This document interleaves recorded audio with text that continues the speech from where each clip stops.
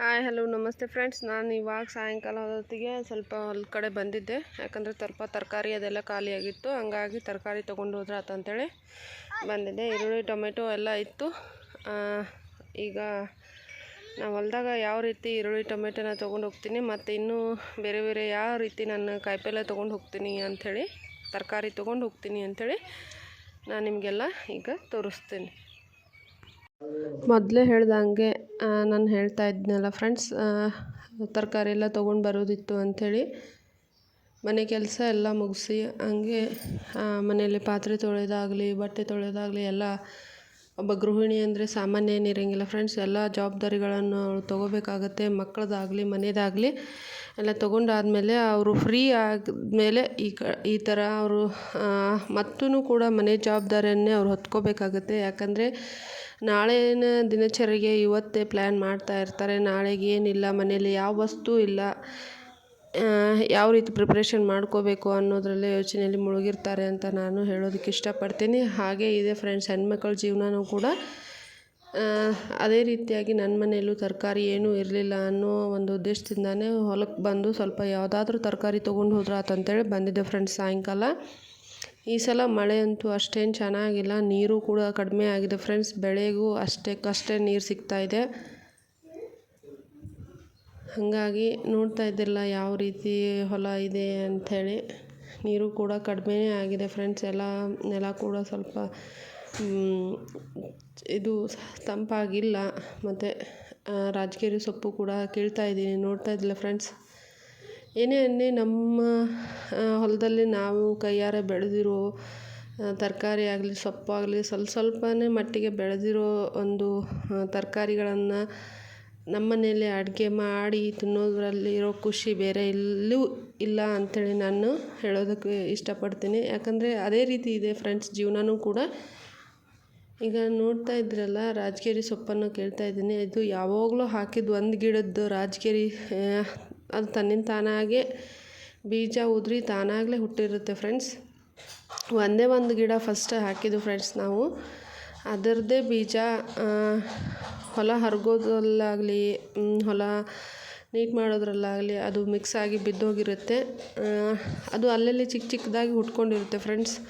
ಅದನ್ನೇ ತೊಗೊಂಡು ಬಂದು ನಾನು ಪಲ್ಯನ ಮಾಡ್ತಾಯಿರ್ತೀನಿ. ಹಾಗೆ ಸ್ವಲ್ಪ ಹಸಿ ಇದ್ದಲ್ಲಿ ಅಂದರೆ ತಂಪು ಇದ್ದಲ್ಲಿ ಈ ಒಂದು ಈರುಳ್ಳಿ ಸೊಪ್ಪು ಚೆನ್ನಾಗಿತ್ತು ಅನಿಸ್ತು. ಹಂಗೆ ಅದನ್ನು ಈರುಳ್ಳಿ ಸೊಪ್ಪನ್ನು ಕಿತ್ಕೊಂಡೆ. ಈ ಥರ ನೋಡ್ತಾ ಇದ್ರಲ್ಲ ಯಾವ ರೀತಿ ಇದೆ ಅಂತೇಳಿ. ಇಲ್ಲಿ ಸ್ವಲ್ಪ ನೀರು ಬೀಳ್ತಾ ಇರುತ್ತೆ, ಹಂಗಾಗಿ ಸ್ವಲ್ಪ ನೆಲನೂ ಕೂಡ ತಂಪಾಗಿತ್ತು. ಹಂಗಾಗಿ ಅಲ್ಲೇ ಸ್ವಲ್ಪ ಚೆನ್ನಾಗಿತ್ತು ಫ್ರೆಂಡ್ಸ್ ಈರುಳ್ಳಿ ಸೊಪ್ಪು ತುಂಬಾ ಚೆನ್ನಾಗಿರುತ್ತೆ, ಆರೋಗ್ಯಕ್ಕೂ ಒಳ್ಳೆಯದು ಅಂತ ನಾನು ಈ ಪದೇ ಹೇಳ್ತಾನೂ ಇರ್ತೀನಿ. ಹಾಗಾಗಿ ಈರುಳ್ಳಿ ಸೊಪ್ಪನ್ನು ಕೂಡ ಸ್ವಲ್ಪ ತೊಗೊಂಡೆ.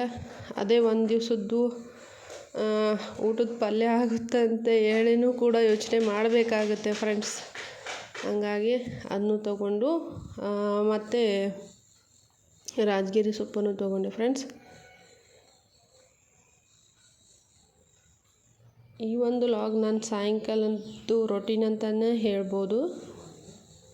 ಇನ್ನೂ ನನ್ನ ವಿಡಿಯೋನ ನೋಡ್ತಾ ಇರೋರು ಸಬ್ಸ್ಕ್ರೈಬ್ ಮಾಡದೇ ನೋಡೋರು ಪ್ಲೀಸ್ ಸಬ್ಸ್ಕ್ರೈಬ್ ಮಾಡ್ಕೊಳ್ಳಿ ಅಂತ ಕೇಳ್ಕೊತಾ ಇದ್ದೀನಿ.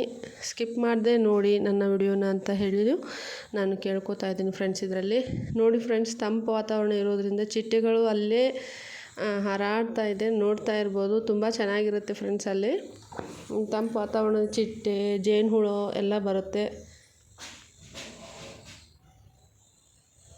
ಹಾಗೆ ಸ್ವಲ್ಪ ಕಸ ಕೂಡ ತುಂಬಾ ಜಾಸ್ತಿ ಆಗಿದೆ, ಎಲ್ಲ ತೆಗೆಸ್ಬೇಕು. ತುಂಬಾ ಕೆಲಸ ಇರುತ್ತೆ ಫ್ರೆಂಡ್ಸ್.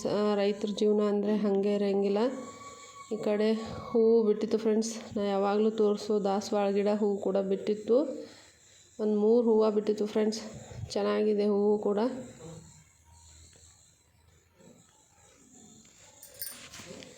ಮತ್ತು ಒಂದು ದೊಡ್ಡಲಿಕಾಯಿ ಗಿಡ ಇದೆ ಫ್ರೆಂಡ್ಸ್. ದೊಡ್ಡಲಿಕಾಯಿ ಗಿಡದಲ್ಲಿ ಚಿಕ್ಕದಾಗಿ ಈಗ ಸಣ್ಣ ಕಾಯಿ ದೊಡ್ಡಲಿಕಾಯಿಗಳನ್ನು ಬಿಟ್ಟಿದೆ. ದೊಡ್ಡಲಿಕಾಯಿ ಅಂದರೆ ಇದು ಉಪ್ಪಿನಕಾಯಿ ಹಾಕೋ ಒಂದು ಕಾಯಿ ಅಂತ ಹೇಳ್ಬೋದು ಫ್ರೆಂಡ್ಸ್. ಇದು ತುಂಬಾ ಲಿಂಬೆ ಹಣ್ಣಿನ ಟೇಸ್ಟೇ ಇರುತ್ತೆ, ಸ್ವಲ್ಪ ದೊಡ್ಡದಾಗಿರುತ್ತೆ ಫ್ರೆಂಡ್ಸ್. ಅದ್ರ ಗಿಡ ಫ್ರೆಂಡ್ಸ್ ಇದು. ನೋಡ್ತಾ ಇದ್ರಲ್ಲ ಯಾವ ರೀತಿ ಸಣ್ಣದಾಗಿ ಈಗ ಕಾಯಿಗಳು ಬಿಡ್ತಾ ಇದೆ. ಈ ಕಡೆ ಬಂದರೆ ಚಿಕ್ಕದಾಗಿರೋ ನಿಂಬೆಹಣ್ಣು ನೋಡೋದಕ್ಕಂತ ಬಂದೆ, ಆದರೆ ನಿಂಬೆಹಣ್ಣು ಯಾವುದೂ ಇರಲಿಲ್ಲ. ಈಗ ನಿಂಬೆಹಣ್ಣು ಬಿಡೋ ಸೀಸನು ಕೂಡ. ಹಾಗೆ ಹೂ ಮಾತ್ರ ಬಿಟ್ಟಿದೆ ಗಿಡ. ಅಲ್ಲಲ್ಲೇ ಒಂದು ಸ್ವಲ್ಪ ಗಿಡನೂ ಹಾಕ್ಕೊಂಡಿದ್ದೀವಿ ಫ್ರೆಂಡ್ಸ್. ಈ ಕಡೆ ಮಾವಿನ ಗಿಡ ಇದೆ, ಎಲ್ಲೂ ನೋಡ್ಬೋದು. ಮಾವಿನ ಗಿಡ ಎಲ್ಲ ಚಿಕ್ಕದಿದೆ.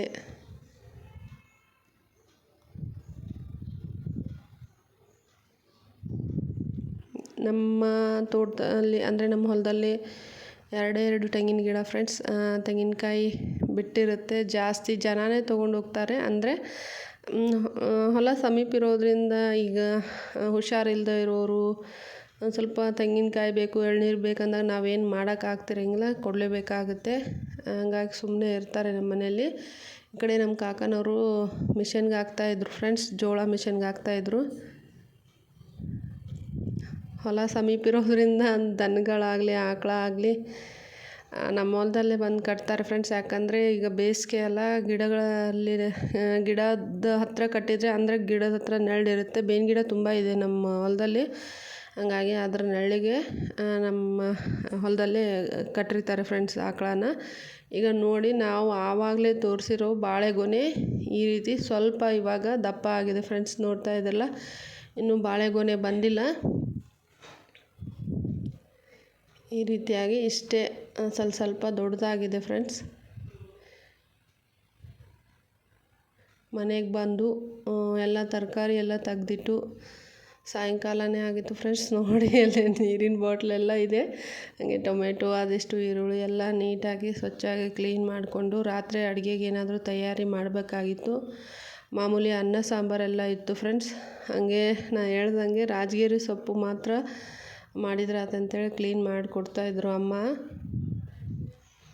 ನೀಟಾಗಿ ತೊಳೆದು ಹೆಚ್ಚಿ ಕೊಡ್ತಾರೆ ಅವರೇ. ನಾನು ಸ್ವಲ್ಪ ಅಡುಗೆ ಮಾಡೋದಷ್ಟೇ, ತುಂಬಾ ಹೆಲ್ಪ್ ಮಾಡ್ತಾರೆ ಅವ್ರು ನನಗೆ. ಈ ಕಡೆ ಈರುಳ್ಳಿ ಸೊಪ್ಪು ಎಲ್ಲ ಬಿಡಿಸಿಟ್ಟಿದ್ರು. ನೋಡಿ ಯಾವ ರೀತಿ ಕಟ್ ಮಾಡಿಕೊಟ್ಟಿದ್ದಾರೆ ಅಂಥೇಳಿ. ರಾಜಗಿರಿ ಸೊಪ್ಪು ತುಂಬಾ ಒಳ್ಳೆಯದು ಆರೋಗ್ಯಕ್ಕೆ. ಹಾಗೆ ಈಗ ಸೊಪ್ಪಿನ ಪಲ್ಯ ನಾನು ಯಾವ ರೀತಿ ಮಾಡ್ತೀನಿ ಮನೇಲಿ ಅಂತ ನಿಮ್ಗೆ ಹೇಳ್ಕೊಡ್ತೀನಿ. ಮಕ್ಕಳು ತುಂಬಾ ಇಷ್ಟಪಡ್ತಾರೆ. ನಾನು ಇದಕ್ಕೆ ಬರೀ ಮೂರೇ ಇಂಗ್ರೀಡಿಯೆಂಟನ್ನು ಬಳಸ್ತೀನಿ ಫ್ರೆಂಡ್ಸ್. ಏನಂದರೆ ಸೊಪ್ಪು, ಈರುಳ್ಳಿ, ಉಪ್ಪು ಅಷ್ಟೇ ಹಾಕಿ ನಾನು ಈ ಒಂದು ಪಲ್ಯನ ಮಾಡ್ಕೊತೀನಿ. ಸ್ವಲ್ಪ ಮೊದಲಿಗೆ ಎಣ್ಣೆ ಹಾಕಿ ಸಾಸಿವೆ ಎಲ್ಲ ಚಟ್ಪಟ ಅಂದಮೇಲೆ ಈರುಳ್ಳಿ ಹಾಕ್ಕೋತೀನಿ ಫ್ರೆಂಡ್ಸ್. ಈರುಳ್ಳಿ ಹಾಕ್ಕೊಂಡು ಆಮೇಲೆ ಸೊಪ್ಪು ಹಾಕ್ಕೊಂಡು ಉಪ್ಪು ಮಾತ್ರ ಹಾಕ್ತೀನಿ. ಯಾಕಂದರೆ ಟೇಸ್ಟ್ ಚೆನ್ನಾಗಿರುತ್ತೆ. ಅಷ್ಟೇ ಇಷ್ಟಪಡ್ತಾರೆ ಫ್ರೆಂಡ್ಸ್ ಮಕ್ಕಳು ಕೂಡ. ಇದು ಚಪಾತಿ, ರೊಟ್ಟಿ, ಮುದ್ದೆ ಯಾವುದ್ರಲ್ಲೂ ತಿನ್ಬೋದು. ಆರೋಗ್ಯಕ್ಕೂ ಒಳ್ಳೆಯದು. ಮಕ್ಕಳಿಗೆ ಬಾಕ್ಸು ಕೂಡ ಹಾಕ್ಬೋದು. ಖಾರ ಇಲ್ಲ ಅನ್ನೋ ಒಂದು ಕಾರಣದಿಂದ ಮಕ್ಕಳು ಇಷ್ಟಪಟ್ಟು ತಿಂತಾರೆ ಫ್ರೆಂಡ್ಸ್. ಫ್ಲೇವರು ಕೂಡ ತುಂಬ ಚೆನ್ನಾಗಿರುತ್ತೆ ಒಗ್ಗರಣೆದು. ನೀವು ಕೂಡ ಟ್ರೈ ಮಾಡಿ ಅಂತ ಹೇಳ್ಕೊತಾ ಇದ್ದೀನಿ. ನನ್ನ ಒಂದು ವಿಡಿಯೋ ಇಷ್ಟ ಆದಲ್ಲಿ ಲೈಕ್ ಮಾಡಿ, ಶೇರ್ ಮಾಡಿ, ಕಮೆಂಟ್ ಮಾಡಿ ಅಂತ ಕೇಳ್ಕೊತಾ ಇದ್ದೀನಿ ಫ್ರೆಂಡ್ಸ್. ರಾತ್ರಿ ಊಟಕ್ಕೆ ಸಿಂಪಲ್ಲಾಗಿ ಈ ಒಂದು ಸೊಪ್ಪಿನ ಪಲ್ಯ ಮತ್ತು ಚಪಾತಿ ಮಾತ್ರ ಮಾಡಿಕೊಂಡೆ ಫ್ರೆಂಡ್ಸ್. ಈಗ ನೀಟಾಗಿ ಬಾಡಿಸ್ಕೋಬೇಕಾಗುತ್ತೆ.